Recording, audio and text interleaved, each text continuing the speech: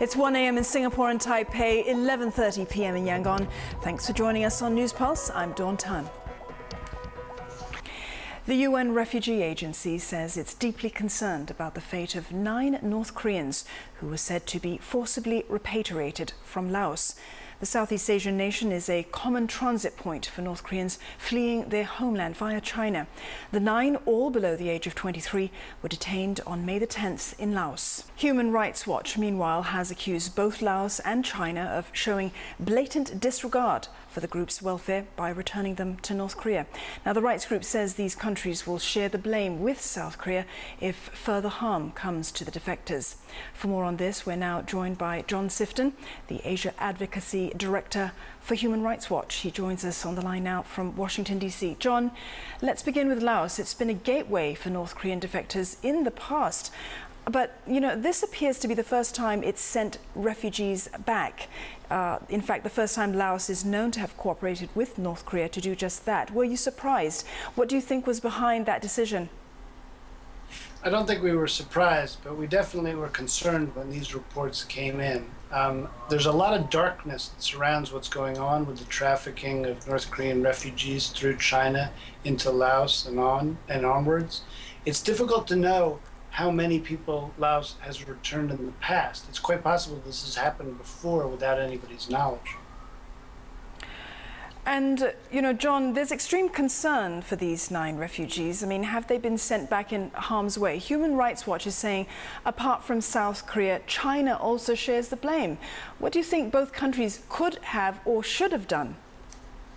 Well, absolutely. I mean, this is North Korea, after all. It's a well-known fact that it is a regime which jails people based on a litany of crimes which aren't recognized under international human rights law. It is a crime to simply engage in the act of survival.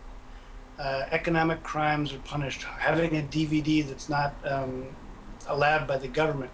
When you have attempted to flee the country, however, you are subject to very serious sanctions. And it's quite likely that all of the returnees will be sent to prison camps. And these prison camps are work camps, they're gulags. And it's very, very likely that they will end up there and quite possibly die there. John, you mentioned the work camps. Give us some perspective here. North Korea is known to torture those caught trying to escape and those sent back. What do you think is going to happen to these defectors now? These defectors, if they've been sent back, are going to be punished. They're going to be punished, and they're going to almost certainly be sent into the Gulag archipelago. There are various kinds of camps. They're permanent camps, temporary camps, they're temporary transit camps. It's not certain what will happen precisely to them, but it's almost certainly they'll be punished by being sent to these camps. And many people die in these camps. They die from overwork, or they're executed for various transgressions. And it's a very serious matter. Laos and China know that North Korea has this record. And the idea that they could inform the South Koreans and not give the South Koreans an opportunity to resettle them in South Korea, give them an opportunity to do that, that tells you right there what their complicity is. The fate of these people could have been very different. They could have ended up being resettled in South Korea as refugees, and they would not be in work camps. John, you mentioned the fact that they weren't given this opportunity to resettle in South Korea, which is probably what they wanted. How is this going to deter potential defectors now?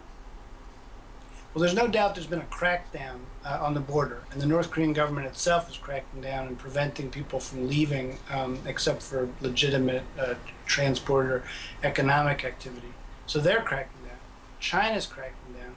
And with every incident like this, it's one more message to North Korean people that they are almost certainly going to face problems if they're caught trying to escape. Are people still going to try to escape? Yes, they are. But they're going to need to be even more careful. This transit route is a very dangerous one, and the people who get through, overcome huge obstacles. We're very concerned at reports that North Korea is increasingly targeting countries like Laos and Vietnam and requesting their assistance in moving these people back. China, already has repatriated people in the past, so obviously their regime is complicit already. But let's be honest about what's going on here. people make it all the way through thousands of miles of Chinese terrain only by bribing Chinese officials. And so China can't have it both ways. I mean, if they're going to send people back, that's breaking the law.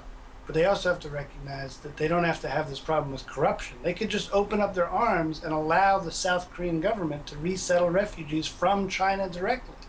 And that way they would prevent all kinds of bribes being paid to their own government officials who receive bribes in order to take people down towards the Laos border. So, you know, they could very easily solve this problem simply by following international refugee law. All right, thanks very much, John, for that valuable insight there. I've been speaking with John Sifton, the Asia Advocacy Director for Human Rights Watch.